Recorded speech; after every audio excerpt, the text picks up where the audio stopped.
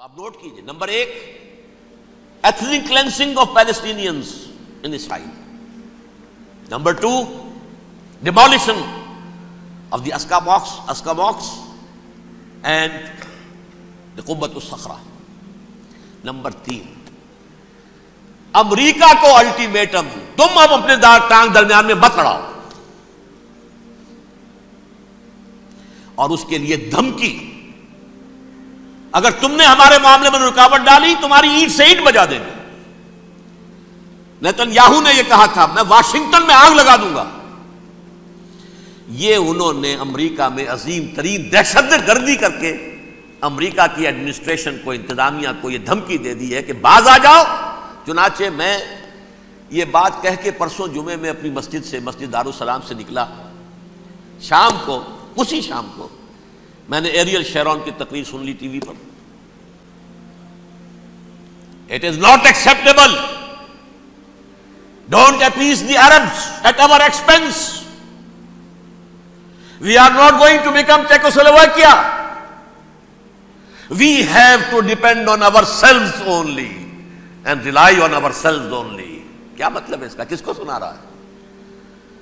امریکہ بہادر، ہم تمہارے محتاج نہیں ہیں، ہم تمہارے ٹکڑے اڑا دیں گے، تیسرے کر دیں گے تمہارے، تم بیچ میں آؤ تو صحیح. اب اور دیکھ لو ایک نشانی ہم تمہیں دکھا دیتے ہیں. مجھے 100% یقین ہے یہ پورا ہسٹوریکل پروسیس، اور جس جگہ یہ پہنچ گیا ہے، جس کریٹیکل پوائنٹ تک یہ پہنچ چکا ہے، یہ جو بھی حملہ ہوا ہے ورلڈ ٹریڈ سینٹر پر اور پینٹاگون پر، یہ اسرائیل کا کام ہے. اسرائیل سے کم تر کسی ادارے کے لیے ممکن ہی نہیں، اس لیے کہ اسرائیل کے ایجنٹ امریکہ کے پورے نظام کے اندر جو ہے گھسے ہوئے موجود ہیں، ہر جگہ موجود ہیں. جیسے سرطان کا پھوڑا ہوتا ہے پورے جسم میں، وہ اپنی جڑیں جما لیتا ہے، ایسا ہے. پوری ایڈمنسٹریشن، پوری اکانومی، تمام ذرائع ابلاغ، پرنٹڈ میٹر ہو یا یہ کہ الیکٹرانک میڈیا، سب ان کے قبضے میں. ڈیفنس کا سارا معاملہ ان کے قبضے میں ہے. کوئی اور طاقت یہ کر ہی نہیں سکتی. امریکہ، اس کے سیکیورٹی کے معاملات تہ در تہ، دائرہ اندر دائرہ، اس دائرے تک 100 میل تک کوئی جہاز آ جائے گا اگر کہیں جو کہ ان آئیڈینٹیفائی ہو تو یہ ہو جائے گا، کوئی اس سے آگے آگے تو یہ ہو جائے گا، اس سے آگے، اور وہ آ رہا ہے، چلا آ رہا ہے. پینٹاگون پر آ گیا ہے اور 1 گھنٹے بعد آیا ہے. پہلی سٹرائک جو ہوئی ہے ورلڈ ٹریڈ سینٹر، اس کے 1 گھنٹے کے بعد پینٹاگون پر آ گیا. پینٹاگون وہ تو یوں سمجھیے ان کی مملکت کا حساس ترین دفاع کا مرکز، اور اس کا 1/3 حصہ جلا کے راکھ کر دیا. انہوں نے یہ دھمکی دی ہے، لیکن اس سے ان کے پیش نظر مقاصد کیا تھے؟ 3. اس دہشت گردی کے 3 مقاصد. فوراً اس کا رخ موڑ دینا اسامہ اور اس کی القاعدہ کی طرف. امریکہ غصے میں لال بھبوکا ہو کر فوراً اقدام کرے،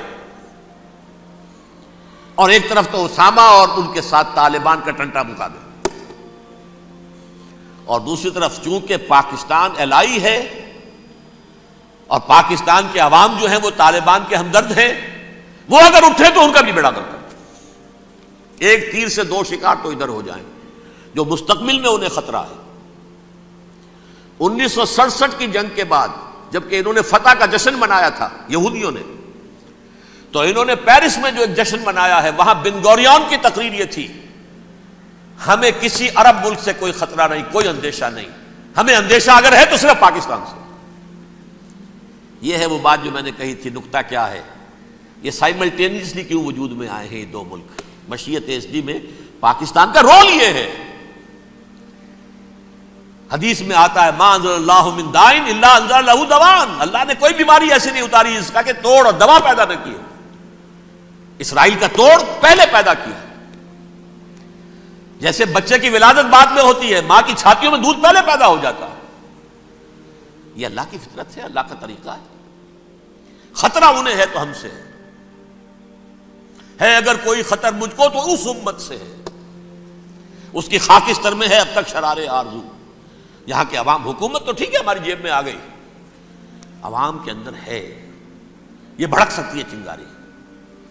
یہی وجہ ہے بار بار ان کا کہ ہم زیادہ دباؤ نہیں ڈالنا چاہتے پاکستان پر. ہمارا بہت بڑا الہی ہے, ہم بہت پیسے بھی دے دیں گے, یہ بھی کر دیں گے, وہ بھی کر دیں گے, لیکن ہم زیادہ دباؤ نہیں ڈالنا چاہتے, ڈی اسٹیبلائز نہ ہو جائے, یہاں کے عوام کہیں کھڑے نہ ہو جائے. لہذا حملہ یہاں سے نہیں, وہ ازبکستان سے کرانے کی باتیں ہو رہی ہیں. اندر خانے پوری سپورٹ ہے, لیکن یہ کم سے کم ظاہر نہیں ہونے دیں گے کہ کیا کچھ ہو رہا ہے, تاکہ یہاں کے عوام کے اندر وہ چنگاری جو ہے اس بارود کے اندر پڑ گئی تو یہ شاید ڈی اسٹیبلائز ہو جائے. لیکن ڈی اسٹیبلائز ہونے میں جہاں اس کا خطرہ ہے کہ پرویز مشرف کی حکومت ختم ہو جائے, وہاں اس کا بھی خطرہ ہے کہ پاکستان ختم ہو جائے. ڈی اسٹیبلائز ہونے کا مطلب کیا ہے؟ بھارت کو واک اوور دے سکتے, جاؤ اب گھس جاؤ, تم پولیس ایکشن کرو, یہاں اب امن نہیں رہا ہے, ہم امن قائم کرنے آ جائیں. یا یونائٹڈ نیشنز کی فوجیں K4 آ جائے یہاں پر امن قائم کرنے کے لیے, اور ہماری جو ایٹمی صلاحیت ہے وہ تو ویسے ہی برباد ہو جائے. ایک چیز تو ان کے پیش نظر یہ تھی, اس میں تو اللہ تعالیٰ نے کچھ تھوڑی سی عافیت پیدا کر دی ہے. ان کا خیال تھا کہ غصے میں آگ ببوکا ہو کر امریکہ جو ہے بھوکے شیر کی طرح ٹوٹ پڑے گا بس, لیکن وہاں وہ اپنے باپ کی طرح کولیشن بنانے کی فکر ہو گئی اسے. کولیشن بنتے بنتے تو وقت لگتا ہے, بستی بسنا کھیل نہیں, بستے بستے بستی ہے. دل کا اجڑنا سہل صحیح, بسنا سہل نہیں ظالم, بستی بسنا کھیل نہیں, بستے بستے بستی. کولیشن بناتے بناتے نیٹو بھی پھدکنے لگا تھا کہ ہمارے پاس انہوں نے کچھ ثبوت دیا ہی نہیں ابھی تک. کوئی کسی نے کچھ اور کہا, سعودی عرب نے بھی کہہ دیا ہمارے اڈوں سے آپ جہاز اڑا کر حملہ نہیں کریں گے وغیرہ وغیرہ. اس چکر میں ایک تو وقت نکل گیا, اور دوسرے فوراً ہی ان پر آیا ہو گیا یہ تو ہمارے ساتھ کیا ہی اسرائیل نے ہے.